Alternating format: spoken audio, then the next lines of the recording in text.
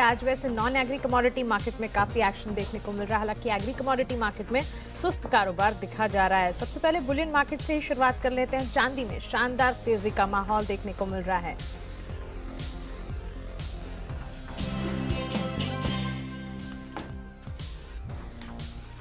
और एमसीएक्स पर चांदी के अगर दाम की बात करें 38,200 के स्तर पर यहां पर कामकाज आप देख पाएंगे। करीब 300 रुपए से ज्यादा की तेजी का रुझान चांदी में अब तक दिख चुका है। और एमसीएक्स पर सोने की अगर बात करें यहां पर भी तेजी का माहौल बिल्कुल बरकरार है। करीब 31,850 के ऊपर के स्तर, जो कि हल्की सी तेजी है, लेकिन चांदी के मुकाबले आज सोने में इतनी तेजी नहीं दिखी है। तो अगर बुलियन मार्केट की बात करें तो सोने के बजाय चांदी में आज आउट परफॉर्मेंस देखने को मिल रही है। कॉमिक्स पर सोना $1,305 के करीब पहुंच चुका है और दो कारण हैं जिसकी वजह से यहाँ पर बुलियन मार्केट में तेजी का रुझान है। एक तो डॉलर में कमजोरी से कीमतों को काफी हद तक सपोर्ट मिल रहा है। आपको बता दें आज करेंसी मार्केट में रुपए ने जिस तरह से आउट परफॉर्मेंस दिखा है, इसका भी काफी हद तक सहारा बुलियन मार्केट को मिलता हुआ दिख रहा है। साथ ही ग्लोबल अनिश्चितता भी है जिससे कीमतों को काफी हद तक सपोर्ट मिला है। बात करते हैं एनर्जी पैक की। क्रूड कीमतों में तेजी का रुझान बिल्कुल बरकरार है और इनफैक्ट तेजी बढ़ी भी है।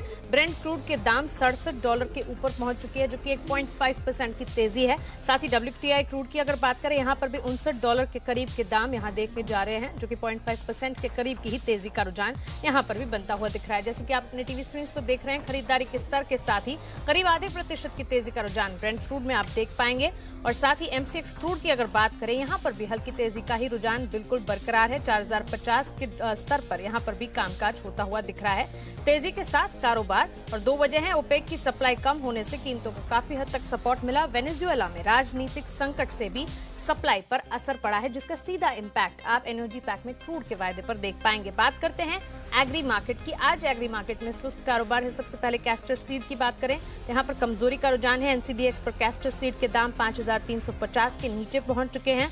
वायदा में कैस्टर सीड में करीब 1% तक की गिरावट का रुझान अब तक दिख चुका है। सप्लाई बढ़ने से कैस्टर सीड की कीमतों में ये कमजोरी देखी जा रही है। और इसी के साथ बात कर लेते हैं जीरे में भी आज गिरावट का रुझान है। मसाला पैक की अगर बात करें तो एक सुस्त कारोबार आज के सत्र में देखने को मिल रहा है। 15,355 के स्तर पर करीब 1% की बिकवाली का दबाव आप जीरे के वायदे में देख पाएंगे। और एनसीडीएक्स पर ये 1500-400 के नीचे ही फिलहाल कामकाज कर रहा है। हाजिर बाजार में जीरे की मांग कमजोर हुई है, जिस वजह से ये लेवल्स देखने को मिल रहे हैं। नई फसल की आवक बढ़ने से भी कीमतों में काफी हद तक ये दबाव का ट्रेंड बनता दिखा है। आगे मंडियों में भी जीरे की आवक बढ़ने से ये संभावना है कि आने वाले दिनों में भी एक डाउन ट्रेंड लेवल जीरे में बिल्कुल देखे जाएं। और अंत में बात करते हैं सोयाबीन। तो सोयाबीन में भी आज के सत्र में कमजोरी का दौर ही देखने को मिल रहा है। कमजोरी के साथ 3,645 के स्तर पर लाल निशान में ही सोयाबीन में भी कामकाज होता हुआ दिख रहा है।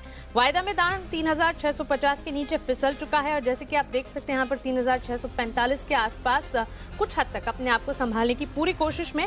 इंदौर में हाजिर में दाम 3,800 के नीचे हैं। हाजिर में सप्लाई बढ़ने से कीमतों पर काफी हद तक यहाँ दबाव देखने को मिला है। फरवरी तक आवक में 25% तक का इजाफा था और सोया मील एक्सपोर्ट कम होने से भी ये दबाव बनता हुआ दिखा है। चलिए, तो नॉन एग्री और एग्री मार्केट का पूरा जायजा हमने ले लिया। एक्सपोर्ट को अब हमारे साथ जोड़ लेते हैं। आपके तमाम सवालों के जवाब लेकर हमारे साथ केडिया कमोडिटी के एमडी अजय केडिया जुड़ गए हैं। अजय जी, गुड आफ्टरनून, बहुत स्वागत है आपका जी बिजनेस पर। सबसे पहले तो मैं करेंसी पर आपका आउटलुक जानना चाहूंगी। आज पूरे दिन भर में रुपए में जिस तरह से चाल देखने को मिली, क्या व्यू रखते हैं आप? गुड आफ्टरनून मंत्री। डेफिनेटली पिछले एक हफ्ते की अगर बात करें या इनफैक्ट हम फरवरी एंड से बात करें तो हमने 7180 का लेवल जो देखा था करेंसी में, उसके बाद आज हमने 6910 का भी लेवल इस वक्त ट्रेड करते हुए दिखाई दे रहा है।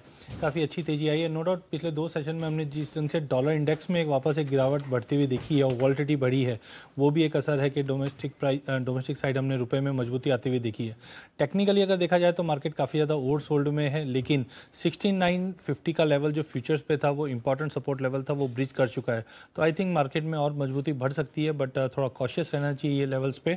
नीचे में सपोर्ट दिखाई दे रहा है फ्यूचर्स के हिसाब से 6870 तक का लेवल दिखा सकता है। चलिए, तो कॉशियस व्यू बिल्कुल अपनाना चाहिए, लेकिन मजबूती का दौर जो है वो बिल्कुल बरकरार रहे, ऐसी संभावना है। बात करते हैं बुलियन मार्केट की। अजय जी, बुलियन मार्केट में पर्टिकुलरली सोने के वायदे में जो लेवल्स देखने को मिल रहे हैं, ऊपरी के स्तर है, तेजी का रुझान 31,855 के स्तर घरेलू बाजार में भी देखने को मिल रहे हैं। सोने में आपका आउटलुक क्या है? देखिए, सोने में जिस ढंग से हमने 2-3 दिन में एक अच्छी खासी वॉलिटिलिटी देखी, पिछले हफ्ते में हमने 1280-85 का लेवल छूने के बाद मार्केट 1302 का लेवल तोड़कर 1310 तक भी पहुंच गया था। अनसर्टेनिटी बनी हुई है इंटरनेशनल मार्केट में, बट आज के सेशन पोजीशन की अगर बात करें तो रुपए की वजह से डोमेस्टिक मार्केट में सोना थोड़ा अंडरटोन है, 32,000 के नीचे ट्रेड कर रहा है, जबकि इंटरनेशनल मार्केट में हमने आज मॉर्निंग में ही वापस 1300 के लेवल को तोड़कर ऊपर ट्रेड करते हुए देखा। तो इन ऑल मुझे लगता है कि ब्रॉडर रेंज रहेगा इंटरनेशनल में करीबन 1290 से लेके 1310 का, जबकि डोमेस्टिक मार्केट में रुपया काफ़ी इंपॉर्टेंट है, रुपये को देख के ट्रेड करना चाहिए। फिर भी अगर रणनीति की बात करें तो आज शाम के डेटा पॉइंट को देखते हुए नजर आता है कि 31,800 पे गोल्ड को लिया जा सकता है। ऊपर में हमें लगता है कि 32,000 तक का लेवल दिखा सकता है। जब तक क्लोजिंग डोमेस्टिक मार्केट पे 32,000 के ऊपर नहीं आता है, मार्केट में एक थोड़ा सा साइडवे टू अंडरटोन रहने की उम्मीद है, बट ओवरऑल 31,700 से 32,000 का जो रेंज है वो इंटैक्ट रहने की उम्मीद है। चलिए, तो बिल्कुल अप्रैल कॉन्ट्रैक्ट के लिए सोने में आप खरीदारी करके चल सकते हैं। 32,000 के लक्ष्य देखने को मिल सकते हैं। 31,650 के स्टॉप लॉस के साथ यहाँ पर खरीदारी का मन बनाया जा सकता है। अजय जी, एनर्जी पैक में अगर क्रूड की बात करें, एक तो ओपेक की सप्लाई कम होने से कीमतों को काफी हद तक सपोर्ट मिल रहा है, ऐसे में क्या खरीदारी का मौका समझे इसे? मानसिक, अगर क्रूड की बात करें तो हमने कोई मेजर चेंजेस आते हुए नहीं देखा। फंडामेंटल दोनों साइड है, हमने टग ऑफ वॉर प्राइजेस में देखा है। एक तरफ हम देखते हैं कि ओपेक से कंटिन्यू स्टेटमेंट आ रहे हैं। इनफैक्ट लास्ट वीक भी सऊदी से स्टेटमेंट आया कि नेक्स्ट जो ओपेक मीट है इसमें हम प्रोडक्शन कट को कंटिन्यू रखेंगे। लेकिन दूसरी तरफ हम देखते हैं कि यूएस से हमने कंटिन्यू प्रोडक्शन बढ़ते हुए देखा। 12.1 मिलियन बैरल के ऊपर का प्रोडक्शन चल रहा है, साथ में इन्वेंट्रीज भी हमने कंटिन्यू बढ़ते हुए देखी है। तो आई थिंक ये जो मिक्स फंडामेंटल्स है वो कंटिन्यू रहेगा जब तक WTI की अगर बात करें 60 के ऊपर सस्टेन नहीं करता है या 55 के नीचे नहीं जाता है तो मार्केट ये $4 से $5 के बीच में ट्रेड करेगा। इंटरनेशनल में नो डाउट हमने पिछले एक हफ्ते में तेजी जरूर देखी, बट डोमेस्टिक मार्केट में अगेन रुपया काफ़ी इंपॉर्टेंट रहा। जिस ढंग से रुपये में मजबूती आई है, कहीं ना कहीं अंडरटोन रहा है। तो आज के लिए मुझे लगता है प्राइजेस में जंप जरूर देख सकते हैं, बट सस्टेनेबल बाउंस नहीं रहेगा। आज के लिए मुझे लगता है करंट मार्केट से भी लिया जा सकता है। अपसाइड में हमें लगता है 4100 से 4140 तक का लेवल दिखा देगा, बट बिल्कुल कॉशियसली आप एक स्टॉप लॉस बिल्कुल मेंटेन करके चलिए 4000 का। अगर 4000 के लेवल के नीचे निकलता है तो हम फिर से एक सेलिंग प्रेशर देखने मिल जाएगा। ओके, तो क्रूड मार्च कॉन्ट्रैक्ट के लिए कॉशियस स्टॉप लॉस मेंटेन कीजिए। 4000 का 4140 के टारगेट्स यहाँ पर देखने को मिल सकते हैं। करंट मार्केट प्राइस 4060 के करीब यहाँ पर कामकाज कर रहा है। खरीदारी का मौका इसे बिल्कुल समझा जा सकता है। लेकिन बेस मेटल्स की चाल पर एक बार नजर बना लेते हैं। आज के सत्र में बेस मेटल्स जिन लेवल्स पर ट्रैक कर रहे हैं, 445 के स्तर कॉपर में देखने को मिल रहे हैं। खरीदारी का रुझान है और तमाम बेस मेटल पैक पर भी एक बार नजर बनाएंगे। लेकिन कॉपर में अगर कोई स्ट्रैटेजी अपनानी है, अजय जी, आपकी राय क्या होगी? देखिए मान जी, अगर बेस मेटल की बात करें तो पिछले एक महीने में हमने काफ़ी अच्छा उछाल आते हुए दिखे, बट सबसे इंपॉर्टेंट है चाइना के आंकड़े। चाइना के एक्सपोर्ट के आंकड़े भी काफ़ी ख़राब आए हैं, तो मार्केट जो बेस मेटल देखे तो हायर साइड पर सस्टेन नहीं कर पा रहा। इनफैक्ट 2 दिन में अगर LME की स्टॉक की बात करें तो कल भी हमने 32,000 से ऊपर की इन्वेंट्री में बढ़ते हुए देखी LME पे, और आज भी करीबन 40,000 की इन्वेंट्री बढ़ी है। तो कहीं ना कहीं अपसाइड में थोड़ा मुझे लगता है कैप रहेगा। इंटरनेशनल में भी हमने LME पे देखा 6400 के ऊपर प्राइजेस बिल्कुल सस्टेन नहीं कर पा रहे हैं। तो आई थिंक डेटा पॉइंट को देखते हुए मेरी सलाह रहेगी बेच के चलना चाहिए करंट मार्केट से, या 446 का लेवल भी मिलता है तो नीचे में 440 का इंपॉर्टेंट सपोर्ट है, वहां तक का लेवल डोमेस्टिक मार्केट पे दिखा सकता है। ओके, तो क्लियरली यहाँ पर अप्रैल कॉन्ट्रैक्ट के लिए बिकवाली की राय कॉपर पर मिल रही है। 445 के स्तर पर फिलहाल कामकाज देखने को मिल रहा है। और अगर बात करें यहाँ पर स्टॉप लॉस की, 451 का स्टॉप लॉस लगाकर आने वाले दिनों में 440 के लक्ष्य के लिए यहाँ पर आप बिकवाली का मन बनाकर चल सकते हैं। तमाम बेस मेटल्स पैक पर एक बार नजर बना लेते हैं। निकल में 894 के लेवल्स देखने को मिल रहे हैं। यहाँ पर करीब आधे प्रतिशत की तेजी का रुझान बनने की कोशिश हो रही है, लेकिन मिला जुला कारोबार तमाम बेस मेटल पैक में आप देख पाएंगे। देखिए, निकल कॉपर तेजी का रुझान है, लेकिन एल्यूमिनियम 146 146 के स्तर है।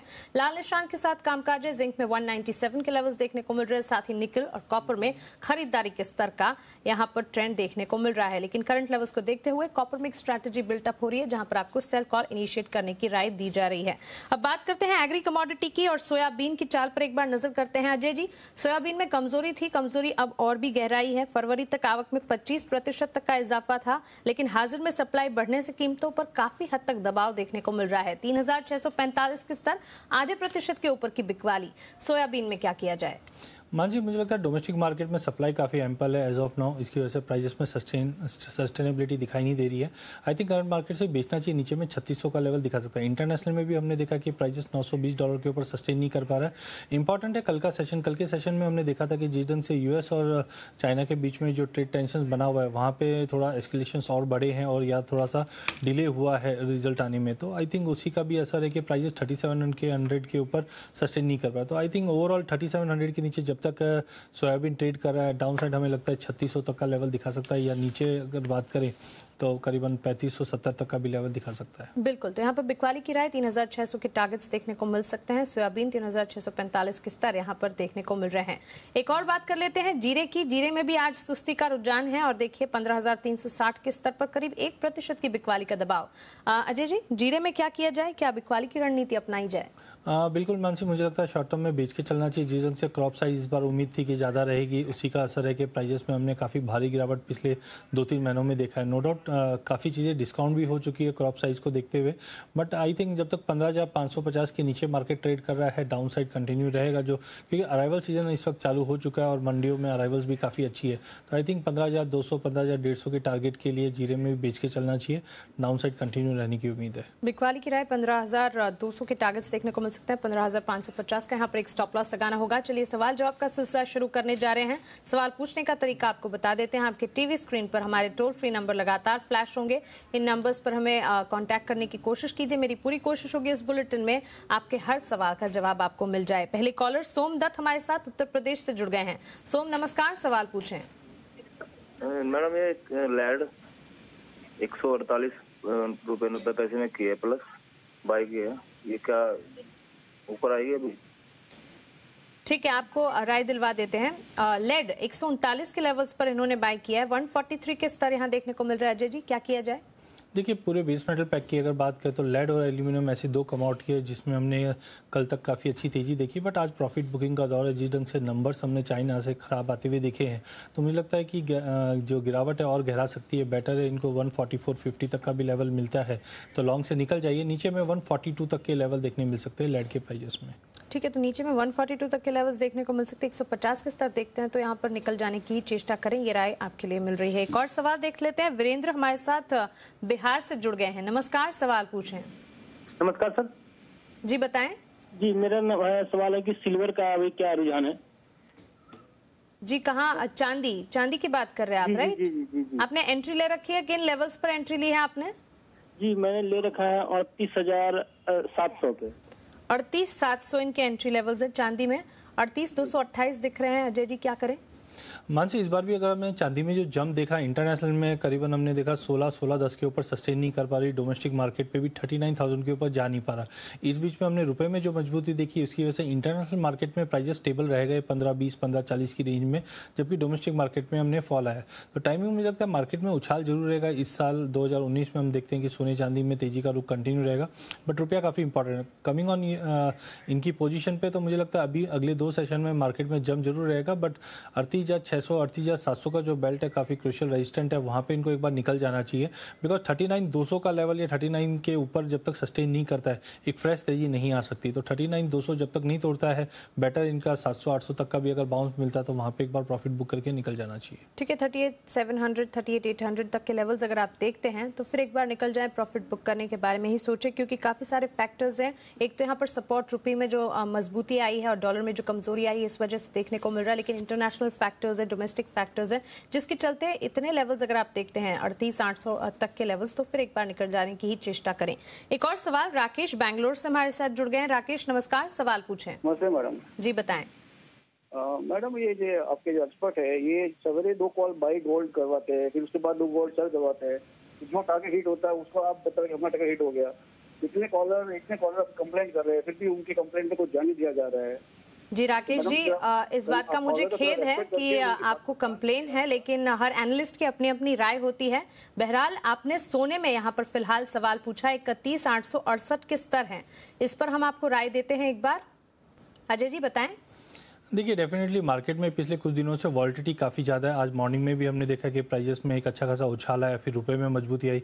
तो टाइमिंग जो मार्केट में इवेंट्स है वो काफ़ी ज़्यादा हो रहे हैं, इसकी वजह से वॉलिटिलिटी बढ़ती जा रही है। शाम का सेशन में और अभी के हिसाब से अगर देखा जाए तो मुझे लगता है प्राइजेस में बाउंस है, बट 32,000 के ऊपर जाता हुआ दिखाई नहीं दे रहा है। अगर इनकी कोई लॉन्ग पोजिशन है तो आई थिंक 950 से 980 तक का जब मिलता है वहाँ पर लॉन्ग पोजिशन को बुक कर लेना चाहिए। चलिए, राहुल हमारे साथ प्रयागराज से जुड़ गए हैं। राहुल नमस्कार, सवाल पूछें। मैडम, मैंने 950 के भाव में 8 लॉट निकल बाई किया है, क्या करना चाहिए मुझे? निकल में 950 आपके एंट्री लेवल्स हैं, 895, 895 फिलहाल स्तर देखने को मिल रहा है, आधे प्रतिशत की तेजी। अजय जी, निकल में क्या करें? मांझी, जनवरी में हमने देखा था कि कुछ ब्राजील में एक डैम बस्ट हुआ था, उसके बाद निकल के प्राइजेस में एकाएक हमने 750 रुपये से तेजी आती हुई देखी, जो 950 तक चले गई थी।